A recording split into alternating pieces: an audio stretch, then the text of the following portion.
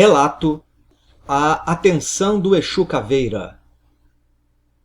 Autor: Pablo de Salamanca. Aquela médium, a quem vou chamar de Samara, para preservar sua identidade, era uma pessoa que causava muitos problemas naquele terreiro.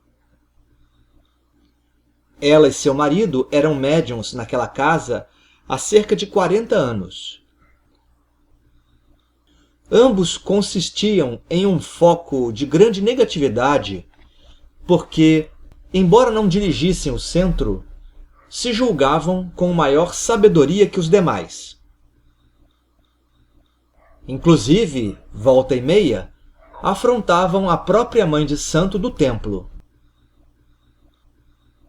Era comum, também, que Samara, mas principalmente o seu esposo, intimidassem os médiuns mais novos de várias formas.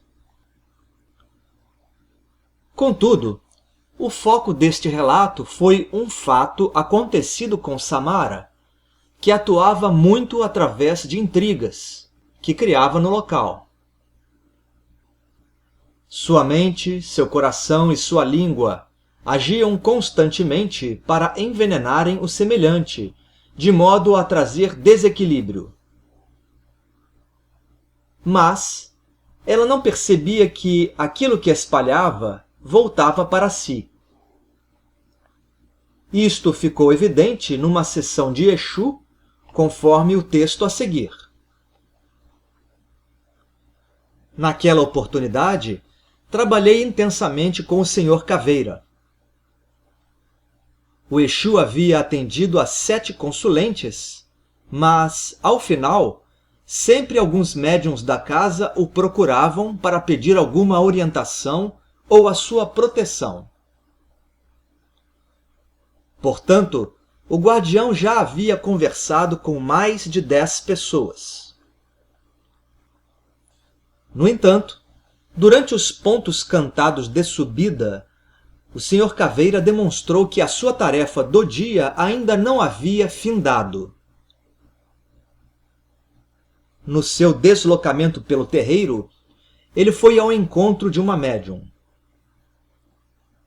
O Exu simplesmente enlaçou um braço meu no da mulher, conduzindo-a até um ponto de firmeza do terreiro.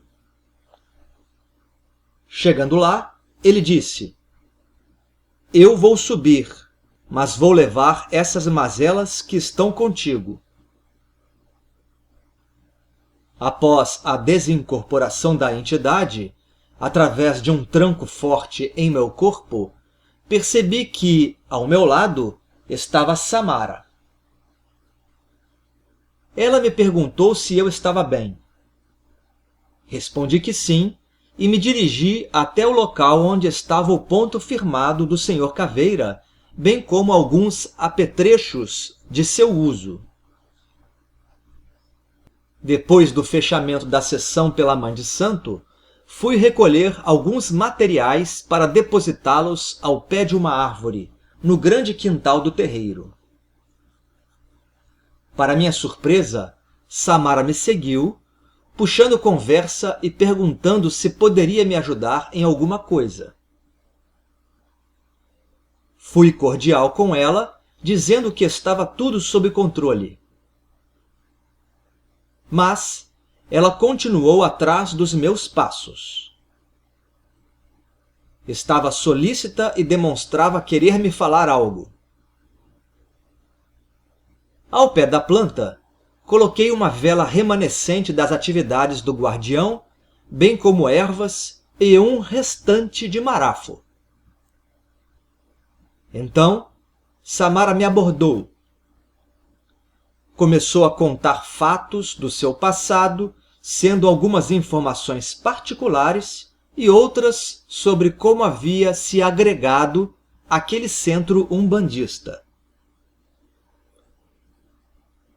Achei estranha aquela aproximação, porque eu não tinha afinidade com ela, nem com o seu esposo. Mas fui respeitoso e paciente até porque ela estava falando alguns assuntos quase em tom de desabafo. Em dado momento, apesar de todas as fofocas que ela sempre promovia no terreiro, tive pena daquela senhora.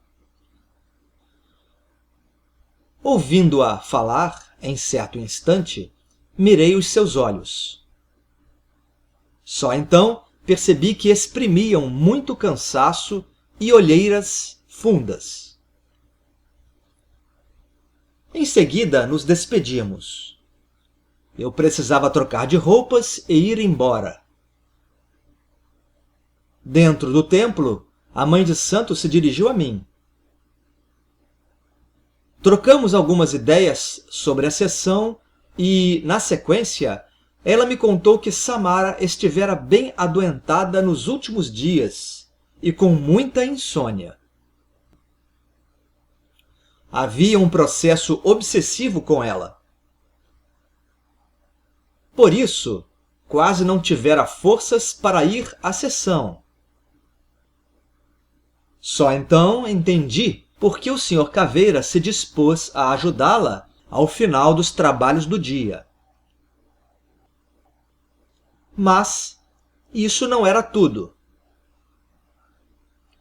Troquei o uniforme de médium no vestiário e, com a minha mochila pronta para a partida, fui até a cantina para comer algo antes de ir embora. Enquanto eu mastigava um sanduíche, se aproximou um velho cambono do centro. Ele me contou, espontaneamente, que antes de eu chegar ao templo, naquele dia, o esposo de Samara a havia destratado na frente de muitas pessoas. Aquela senhora, portanto, estava muito magoada com o marido. As constantes grosserias que ele fazia com outros médiuns, bem como com alguns consulentes, havia se voltado contra a própria esposa. A negatividade de ambos estava causando choques familiares que, naquela oportunidade, vieram a público. Assim, entendi de forma mais completa por que o Exu a havia ajudado.